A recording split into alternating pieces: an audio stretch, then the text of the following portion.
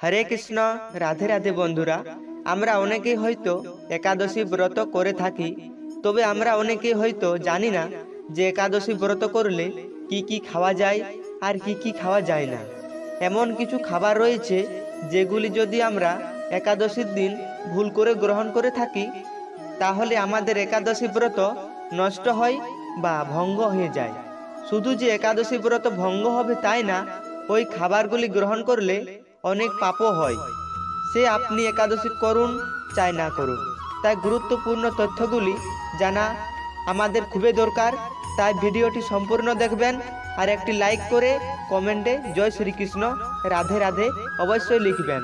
এখন আমরা জানবো যারা সাত্বিক আহারী নন তারা একাদশীর আগের দিন, একাদশীর পরের দিন অবশ্যই আমিষ আহার বর্জন করবেন, অর্থাৎ আমিষ জাতীয় কোনো প্রকার খাবার আপনি গ্রহণ করবেন না। এবং একাদশীর দিন, একাদশীর আগের দিন আর একাদশীর পরের দিন চা, বিড়ি, সিগারেট, পান, কফি প্রভৃতি নেশা জাতীয় খাবার গ্রহণ করবেন না। পঞ্চ রবিশস্য একদমই গ্রহণ কিন্তু করবেন না, নইলে আপনাদের একাদশী কিন্তু ভঙ্গ হবে। যেমন ধান জাতীয় সকল প্রকার খাবার, চাল, মুড়ি, চিড়া, পায়েস, খিচুড়ি, চালের পিঠা, খই ইত্যাদি সেদিন আপনারা কিন্তু ভুলেও খাবেন না। গম জাতীয় সকল প্রকার খাদ্য যেমন আটা, ময়দা, সুজি, বেকারির রুটি, সব রকম বিস্কুট, হরলিক্স ইত্যাদি খাওয়া ওই দিন নিষিদ্ধ।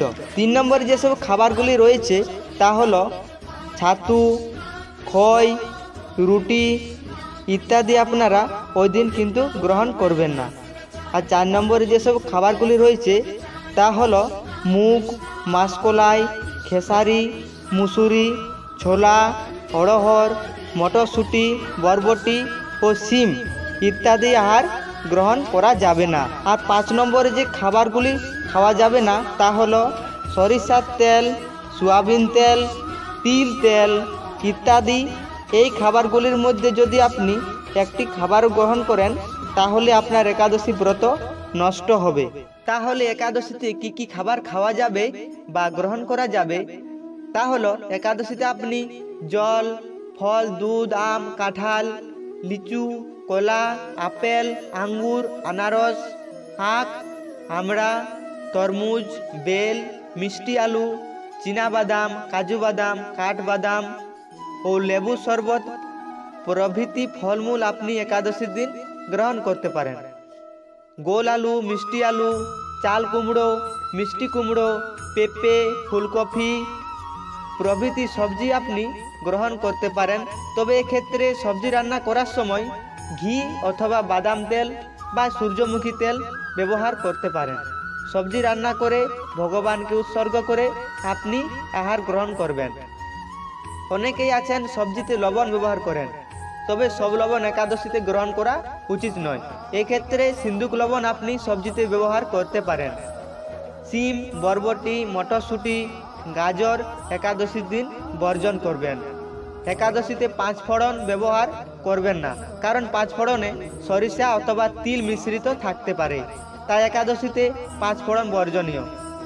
একাদশীতে আপনারা জিরার গুঁড়ো বা হলুদের গুঁড়ো ব্যবহার করতে পারেন, তবে সাবধান, বাজারে জিরার প্যাকেট বা হলুদের প্যাকেট ব্যবহার করবেন না, কারণ সেটিতে ময়দার গুঁড়ো মিশ্রিত থাকতে পারে।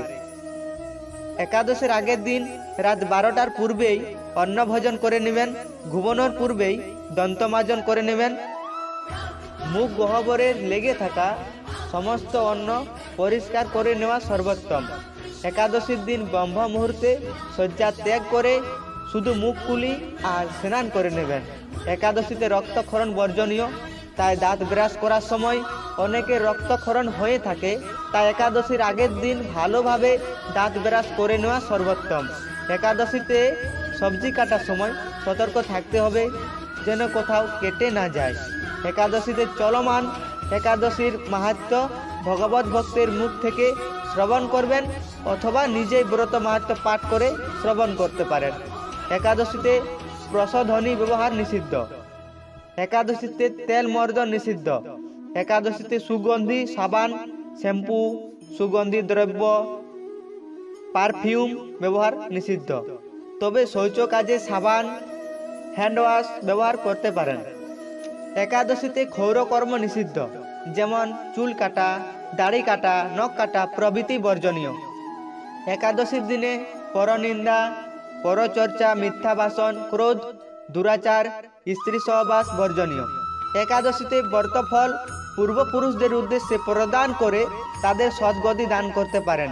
একাদশী করলে যে কেবল নিজের জীবনে সদ্গতি হবে শুধু তাই নয়, একাদশী পালনরত ব্যক্তির পিতামাতা যদি নিজ কর্মদোষে কখনো নরকবাসী হয়ে থাকে, তবে সে পুত্র যদি তার একাদশীর সম্পূর্ণ ফল তার পিতামাতার উদ্দেশ্যে প্রদান করে, তবে তার পিতামাতা নরক থেকে উদ্ধার পান। একাদশীতে নিজে অন্ন ভোজন করলে যেমন পাপ হয়, তেমনি আপনি যদি অন্যকে অন্ন ভোজন করান বা অন্যের জন্য রান্না করেন, তাহলেও আপনি সেই পাপের ভাগী হবেন। তাই পরিবারের সকলকে একাদশী ব্রত পালনে উৎসাহিত করুন আর নিজেও একাদশী ব্রত পালন করুন।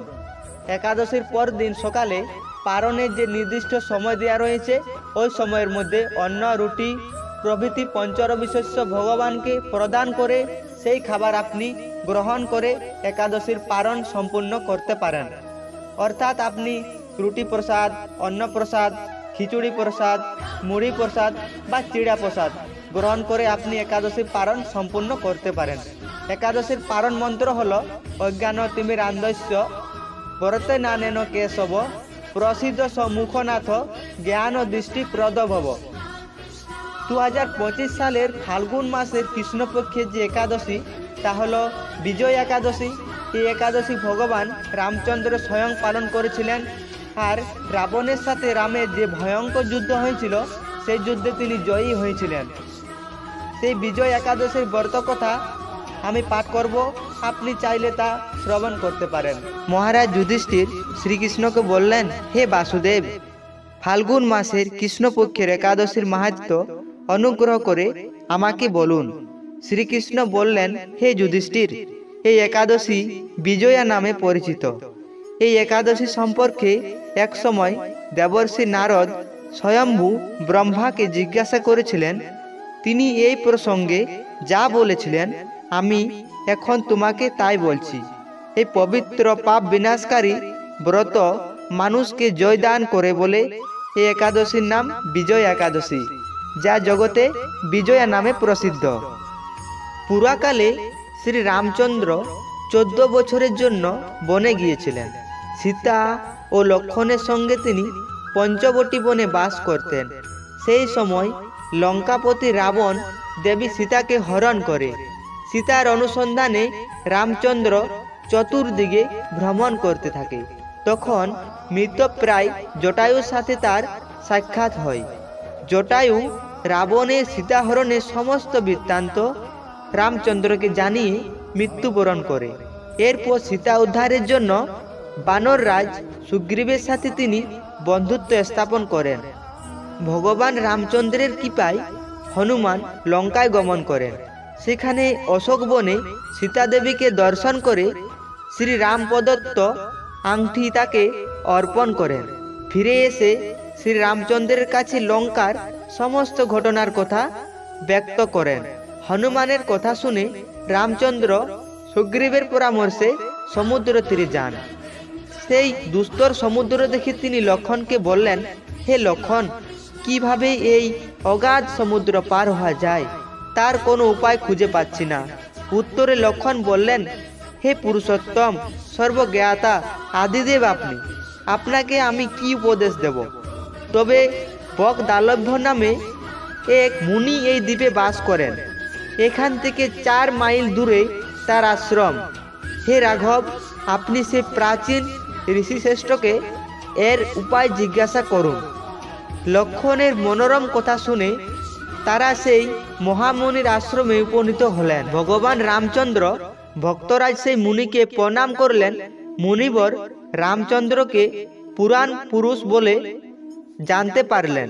আনন্দ ভরে জিজ্ঞাসা করলেন, হে রামচন্দ্র, কি কারণে আপনি আমার কাছে এসেছেন তা কৃপা করে আমাকে বলুন। শ্রী রামচন্দ্র বললেন, হে মুনিবর, আপনার কৃপায় সৈন্যসহ আমি এই সমুদ্র তীরে উপস্থিত হয়েছি। রাক্ষস রাজের লঙ্কা বিজয় করাই আমাদের প্রধান উদ্দেশ্য।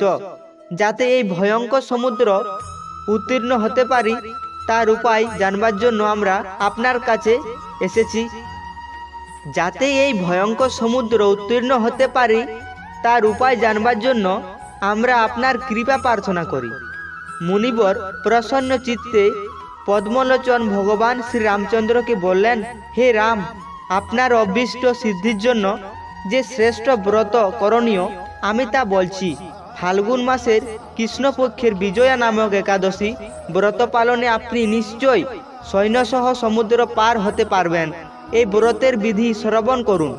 বিজয় লাভের জন্য দশমীর দিন সোনা, রূপা, তামা অথবা মাটির কলস সংগ্রহ করে তাতে জল ও তামা পাত্র দিয়ে সুগন্ধি চন্দনে সাজিয়ে তার উপর সোনার নারায়ণ মূর্তি স্থাপন করবেন। একাদশীর দিন যথাবিধি প্রাতঃ স্নান করে কলসের গোলায় মালা চন্দন পরিয়ে উপযুক্ত স্থানে নারকেল ও গুবাক দিয়ে পূজা করবেন। এরপর গন্ধ, পুষ্প, তুলসী, ধূপ, দীপ, নৈবেদ্য ইত্যাদি দিয়ে পরম ভক্তি সহকারে নারায়ণের পূজা করে হরিকথা কীর্তনে সমস্ত দিন যাপন করবেন। রাত্রি জাগরণ করে অখণ্ড ঘি প্রদীপ প্রজ্বলিত রাখবেন। দ্বাদশীর দিন সূর্যোদয়ের পর সেই কলস বিসর্জনের জন্য কোনো নদী, সরোবর বা জলাশয়ের কাছে গিয়ে বিধি অনুসারে পূজা নিবেদনের পরে তা বিসর্জন দেবেন।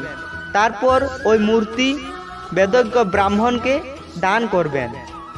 এই ব্রত প্রভাবে নিশ্চয় আপনার বিজয় লাভ হবে।